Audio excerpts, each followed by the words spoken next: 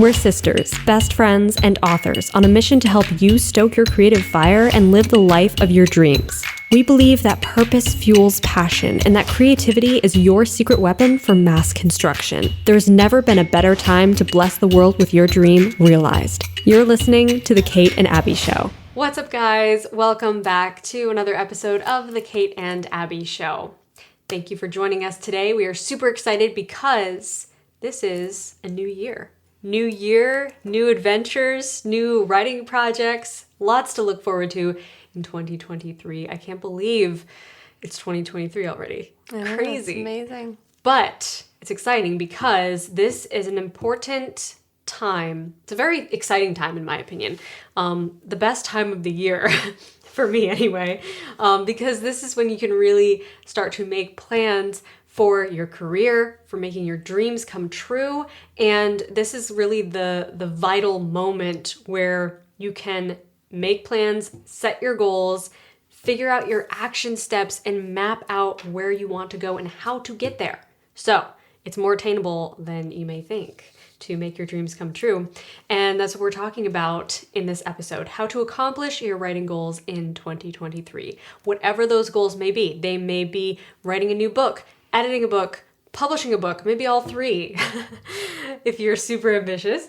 But no matter what your writing goals are and what stage of the writing and publishing process you are at, this episode will be applicable to you. Hopefully it will be valuable to you. So grab a notebook. Definitely gonna want to make some notes while listening to this one. So before we get started, I want to call out a live training that I did recently. Before the end of the year, I did a live training talking about my What's Next retreat and how to take a What's Next retreat yourself. Now, I usually do one at the end of December, is my usual, the last week of December, so that I kind of step into the new year with these plans already mapped out. But if you missed that live training and you're like, ooh, what's that about? That sounds interesting. I'd be into that. But you think it's too late. It is not too late. We're at the beginning of a new year. You can do it now. You can do it whenever. Honestly, you can do a What's Next retreat at any point during the year, because it's really just, it's kind of just like a reset, figuring out like, okay, what's next? What do I want to work on next? What do I want to focus on or maybe pivot to? So it really just depends on like where you're at. You can do it whenever. So I highly recommend checking out that live training replay if you haven't seen it. We will leave the link below in the description. But in that live training, I really showed how the retreat is laid out for me anyway. How I design this schedule to really map out my goals and my dreams and turn them into action steps, basically, so that I can make real progress towards these goals and have really like kind of milestones that you reach and feel like you're making progress. Something is changing, something's building, you're moving towards your dream life. Yeah, I think a lot of writers and anyone with a goal that they're setting out on make the mistake oftentimes of creating this big goal without the small actionable steps leading up to it. And then it feels like this unattainable thing that you're trying to scramble your way towards without having those small milestones. Mm-hmm. Yeah, very true. It's very important. So that's part of what we're talking about today in this episode. So stay tuned for that. And also check out my live training if you want to dive deeper into all of this. But first, we have to thank our sponsors, who are you guys. You are the ones who support this show and keep it going, and we so appreciate your help. So if you get value out of this podcast, go to patreon.com/The Kate and Abbie Show and help us keep this show alive and free of interruptions. Okay, so first things first, ask yourself, where do I want to be at the end of the year?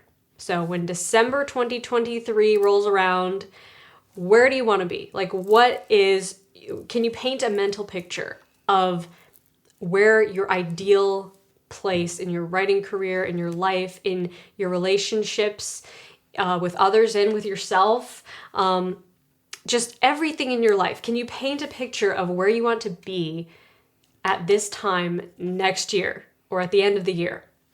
And for for this question, I want to stress that there's no right or wrong answer. Like it's not like you have to, think of the absolute most ambitious idea. It's just to put you on the path, okay, of your dream life. So don't compare your goals to somebody else's goals. Everybody's unique journey is different, and your goals are going to look completely different than another writer or another author's goals, and that's okay. You can't compare your chapter 1 to someone's chapter 20. You can't compare your life to somebody else's life because it's completely different. And you also don't have to compare your goals now to what they may have been a year ago. You know what I mean? Yes. So Abbie and I have changed so much in our writing journeys, and Abbie's published a few books, I've published a few books, and our goal writing wise a year ago is different than what we want to do now. You know what I mean? Yes. So your goal a couple years ago might have been, publish my debut novel, whereas your goal now might be finish writing, 3 drafts of books that I want to release over the next few years and just get them really primed and ready. So that those goals can really change, and you don't have to be like, oh, well, I published a book last year, so I have to publish a book this year. Or I wrote a whole book last year, so I have to write a whole book this year. It can change with you and your journey. Yeah, for sure. That's something definitely important to keep in mind. And you can definitely use others as inspiration, but don't let them become this toxic barometer of what success means to you. So maybe you are looking at other authors who are publishing a lot, or they're publishing a new book every year, or a new book every 6 months, or a new book every month, and you're like, oh my gosh, I need to get my goals up to that level of ambition. Well, not necessarily. That works for that person, that works for that individual, and it might not work for you at this season of your life, and that's okay. There is no gold standard. Yeah. There's no one superior way to be an author. So you have to do what's best for you and what will make you the happiest, because that's what we're really trying to create here, is a happy life. Happy lifestyle. It's important to not lose sight of that. Yeah. Because writing has to be fun. Mm-hmm. You have to enjoy Absolutely. it, Number 2, look at the big picture. So write down all of your goals and all of your plans for your entire career, if you can. Everything that you want to be a part of your author career, everything you can think of, just write it down in a free flow of thought or a journal entry. And you're not going to do it all this year, obviously.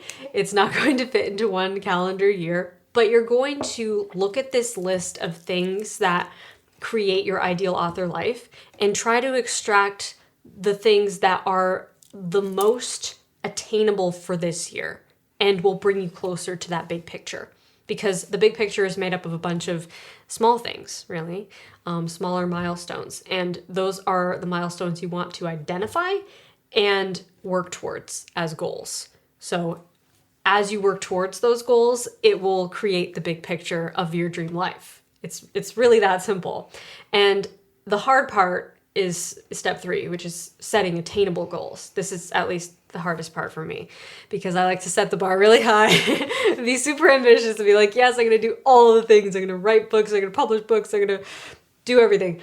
But what happens is I set the bar so high that I'm like, I only accomplish a quarter of it. And then I'm like, oh my gosh, what a failure. I didn't do all of it. It's it's not a failure. Come on.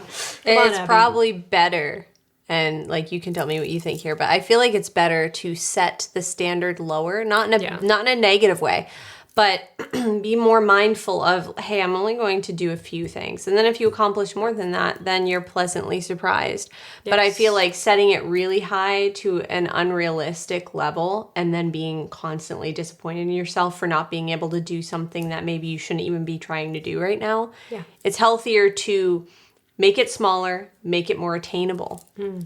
Yeah, exactly. And you have that sense of accomplishment that way, and that's really important, I think. And it takes it kind of takes the joy and the satisfaction out of your accomplishments when you have so many that it's like, well, I have to get through this whole list of things, and you've only gotten through some of the list, but you can't even celebrate it because you feel like there's still so much that you have to do. Right. So just, setting the bar lower is actually a healthy thing. Mm-hmm. It will help you to feel more at peace with yourself and give yourself more time.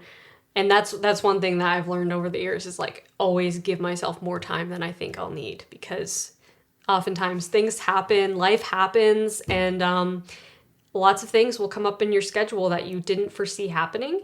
And that means all the goals and plans that you have kind of set in stone, they'll get moved around a bit. So be flexible. Don't let that completely overturn all of your plans in your life, and give yourself more time than you think you'll need. You'll be happier if you do.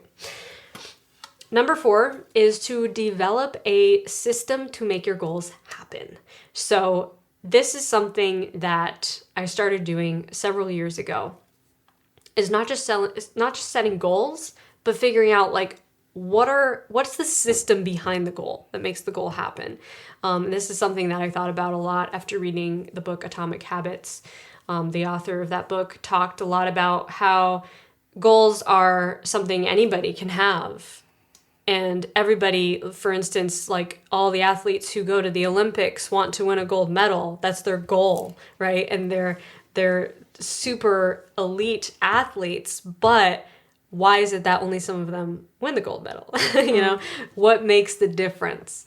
And what makes the difference really when you come down to it is the systems that are being used. And so the same rules apply with everything.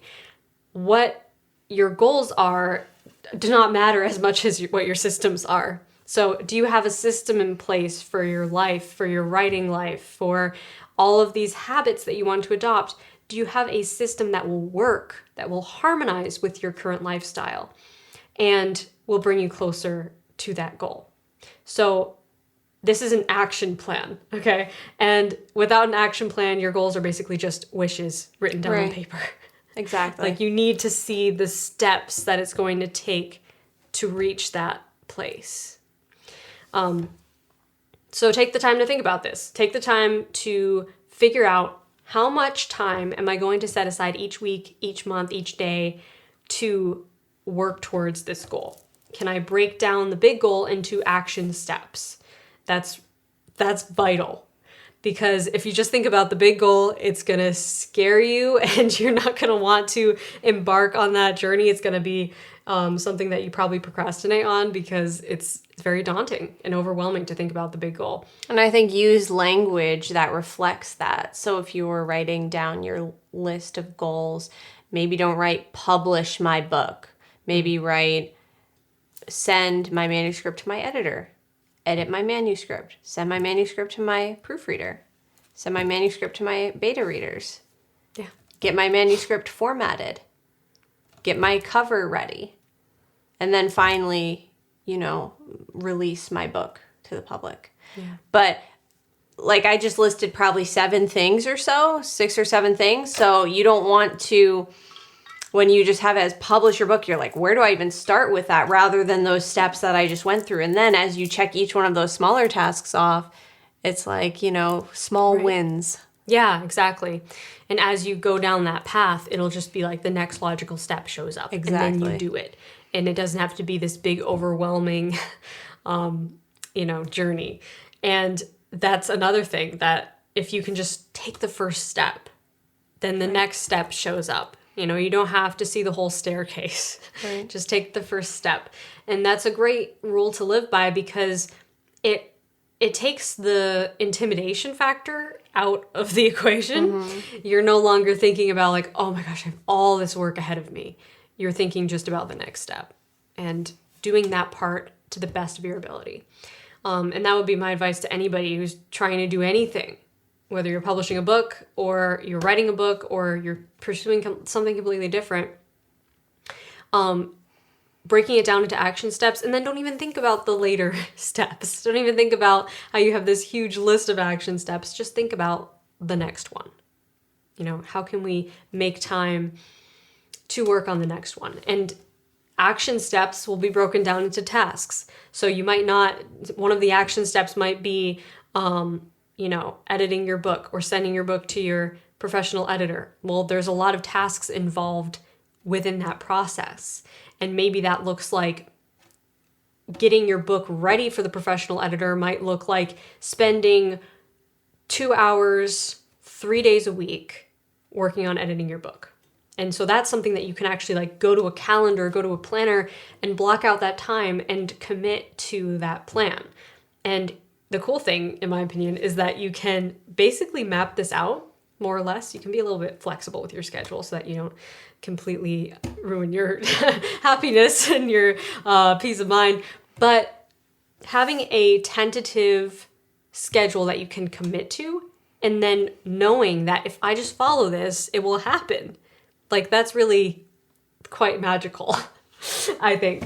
So, because you have a plan. It's Yeah. not like you're just flying by the seat of your pants, which requires more thought and energy than having at least some actionable steps. And I say this as someone, and Abbie knows this, I am not a planner at all. I very rarely write anything down or have written goals or anything like that. But when I am trying to accomplish something like publish a book or write a book, I try to figure out, even if it's just mental notes, what are those next actionable steps so that I can break this down in such a way that I know that because of my personality being a creative but maybe a little bit more scattered in the organizational area, I know that I can get easily overwhelmed by having this big looming goal that I'm not sure what the very next step is. If I just figure out, okay, this is all I have to think about. It's just this one thing that will take me one step closer. Yeah. And it's a vital skill to have for sure, to be able to even break it down like that. That will help you in every area of your life. Number 5 would be to get an accountability partner. I know a lot of people say this, but it's a piece of advice for a reason. It's a really good thing to do. And I don't mean just like posting your goals on social media, announcing like, okay, new year, new me, here's what I'm going to do. Here's my goals. Here are my plans. And then like figuring that because I posted it on social media, now I have to do it and I have accountability. Well, not really, because like everybody who sees that post is going to forget about it probably a month from now. They won't even remember what was on your goals list. And so that's not really any accountability.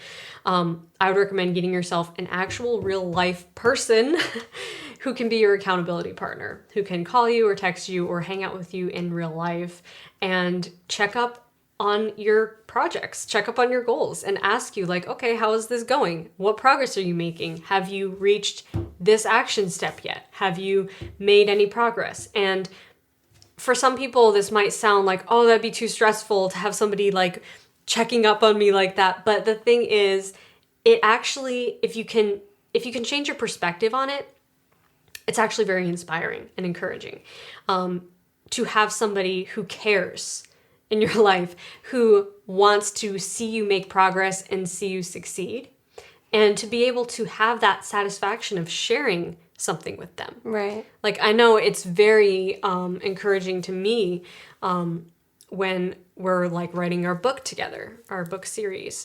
And I know that if I finish writing a chapter in a day, then I can share it with you that same day and get your feedback and we can talk about it. And so that like reward and that feeling of accomplishment only happens if I push through and finish it, you know? Right. Yeah, So I feel the exact same way. It's like motivation. And it's funny because after doing this because we've been writing this series for a while now. Yeah. What, a couple of years? Yeah, a couple of years now. That's amazing. It's so different than writing alone, where you write a chapter and there's really not necessarily any reward at the end of it. It's just like, okay, I did that. Yeah. Next topic. Yeah. You know, whereas this, Abbie and I like to read aloud to each other. So we get together and we read our chapter aloud. And then we, laugh and talk, have a fun time with it, bounce ideas off each other, figure out what happens next. And that's like so much fun. We both look forward to it so much. So it's like that treat at the end of the journey. Yeah, for real. It's so true. And it gives you like this sense of accomplishment that you don't have with the just doing something on your own, which is just, I don't know. It's like this other layer of creativity that I think that makes it better. I think every creator needs that, because like even if you're not gonna publish your book until like, maybe years from now, having this sense of like, I did something and it was good. Right. Not waiting for, I have to wait until the book is published. Yeah, exactly. To feel that sense of accomplishment. Create smaller milestones along the way. Yes, exactly. And that leads us into our third point, which is celebrate your milestones. Recognize the hard work that you've done and the progress that you've made, and celebrate it. Reward yourself. Maybe this is a physical reward. Maybe it's a day off. Maybe it's a spa day, whatever makes you happy. Do something that makes you happy and reward yourself for sticking with your plan and reaching this milestone. Don't put happiness and the celebration off until the finish line, because the thing is this, the finish line is always moving. Right. Like you're never truly finished as a writer, right? Like when you finish the book, it's like, oh yay, the book's over, but now it's time to edit and rewrite and revise and edit and rewrite, and then, get it professionally edited, beta readers, publish, and then by then you're like working on other books. And so it's like this endless cycle, which is great. It's fun. It's awesome. I love it. But it's a journey. And so you have to enjoy the journey. You have to tap into the fun and the joy of this being part of who you are. So rather than trying to scramble your way to being a successful writer, tap into, I am already a successful writer right now. And write from that place of just, what does it feel like? Even if you have to take a minute and close your eyes and think for a minute, I'm a successful writer. What feelings are associated with that? What does that make you internally feel? The fulfillment of that dream in the future, and then pull that into the present moment and write from that place, right from the finish line. Yes. Yeah, that's a great piece of advice, and that's a great mindset shift, because that will change the way that you see your life and your writing. And also that's real success is having joy in your craft. And if you don't have that, I mean, you could look at a published successful author who's unhappy and hates what they're doing. Right. But they're just pushing, muscling their way through it because it's their job. Is that really success? Not really, if they're not happy. Right. You have to find the joy. Yeah. And you have to enjoy it now, because when you look back on this time of your life, years from now, if you're not enjoying it, you're going to wish that you had enjoyed it. You're going to wish that you could go back and do it differently. So knowing that, having that crystal ball, sort of, make that decision now and celebrate the little wins. Even if they're not huge milestones, they're still worth celebrating.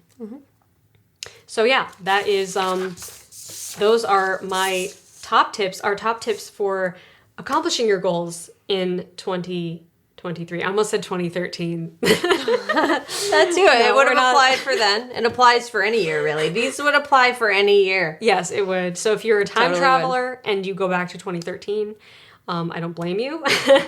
And you can still use these tips for having a great, successful year of writing. So ask yourself, just to recap real quick, ask yourself, where do you want to be this time next year? Look at the big picture, then break down those goals, make them attainable for this year. Develop a system to make your goals happen by turning your goals into action steps, and then turning your action steps into tasks. Get an accountability partner, somebody that you can share your work with, bounce ideas off of, get feedback from, and last but not least, celebrate the milestones and reward yourself for your smaller successes along the way, because it's all part of the journey.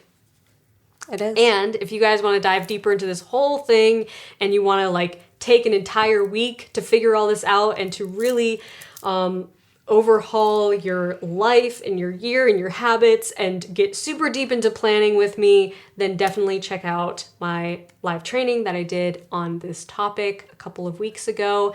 You guys can still watch that live training replay and pause, fast forward, rewind, make notes, and grab the printable schedule that I included with the training. You can grab all of that, access all of those resources by clicking the link in the description box below this video, below this podcast, and I hope to see you over there because I think you'll get a lot of value out of that live training if you got value out of this episode. And also, you get access when they sign up. You get access to all of Abbie's live trainings that she's done, all the recordings. So if you're embarking on maybe a new book this coming year or this year, you can tap into Abbie's amazing trainings on all different types of writing elements that are really probably going to serve you super well in your upcoming writing journey. Yes, yeah, tons of trainings in the archive, and I host a new live training every month. So lots of exciting stuff to come this year. Me and Kate are both very excited for our future content. I hope to publish a book this year, and we are continuing to work on our series, which is very exciting. Can't wait to share more information with you guys about that. Yeah, if you want to be on the list for news updates when that comes out, you can actually sign up to be on the inner circle. We email you first before anyone else or even social media. You can find that list below and sign up, and you'll be the first to know when we start getting things ready to hopefully publish in the near future. Yeah, super so exciting. lots of exciting things to come. Yes, very exciting. We're excited also for the future of the podcast this year. We're gonna have a lot of fun podcasts coming at you guys. Definitely. So lots to look forward to in 2023. Comment below and tell us what are your top 3 goals for 2023. We would love to hear from you guys. We'd love to hear what you thought of this episode. Thank you guys for the nice ratings and comments as always. And if you haven't seen the video versions of these podcasts, you can find those at Kate's YouTube channel, which is youtube.com/KAEmmons. Thank you guys again. Thank you to our patrons for supporting this show and making it possible. If you guys get value out of this podcast, consider going to patreon.com/AbbieEmmons and joining our Inner Circle Club over there, supporting this show and keeping it interruption free. Okay, guys, until the next time, Stay stoked and rock on.